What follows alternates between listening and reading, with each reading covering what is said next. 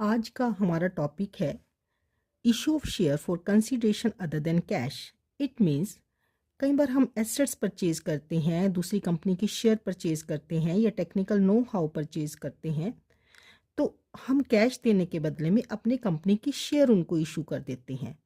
तो इनकी कैलकुलेशन कैसे की जाती है, इसके लिए हमारा एक फार्मूला होता है। Number of share issue to vendor calculate करने के लिए हमें ये देखना है total amount payable to vendor कितनी है और उसको डिवाइड करना है इशू प्राइस ऑफ शेयर से।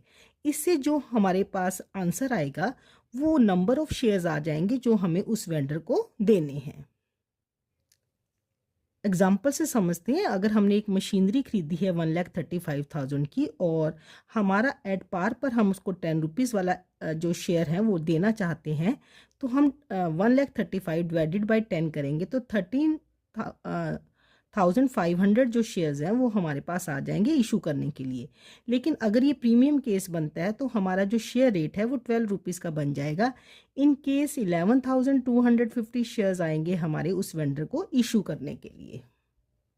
जर्नल एंट्री के थ्रू समझते हैं। सबसे पहले अगर हम एसेट्स परचेज करते हैं तो assets account debit to vendor करेंगे, और जब हम उन्हें शेयर कैपिटल अपनी इशू करते हैं तो vendor debit to share capital.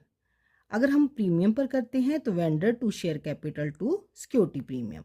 अगर हम कैश और शेयर्स दोनों में उनको पेमेंट करते हैं तो एंट्री बनती है vendor debit to bank account to share capital.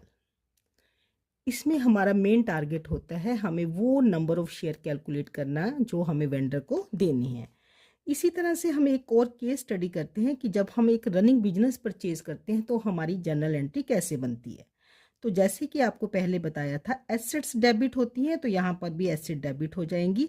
Liabilities जो हमने इस बिजनेस की ली हैं तो वह यहाँ पे लाइबिलिटीज़ क्रेडिट हो जाएगी, और टू वेंडर हो जाएगा क्योंकि ये पेबल टू वेंडर जितनी भी अमाउंट है वो हम यहाँ पर लिख देंगे। अगर हमारा क्रेडिट साइड बड़ा होता है, डेबिट साइड छोटा होता है, तो ये जो डिफरेंस आता है ये गुडविल में शिफ्ट कर दिया जाता है। अगर डेबिट हमारा बड़ा होता है, क्रेडिटर हमारा छोटा होता है, बैलेंस को इक्वल करना है, तो यहाँ का जो क्रेडिट का बैलेंस है हम कैपिटल रिजर्व में शिफ्ट कर देते हैं। तो एंट्री देखिए, हमारी एसेट्स डेबिट होंगी, लाइबिलिटीज़ क्रेडिट होंगी, वेंडर क्रेडिट होंगे। गुडविल का डेबिट होना या कैपिटल रिजर्व का क्रेडिट होना डिपेंड करता है कि हमारा कहाँ पे कितना बैलेंस कम है।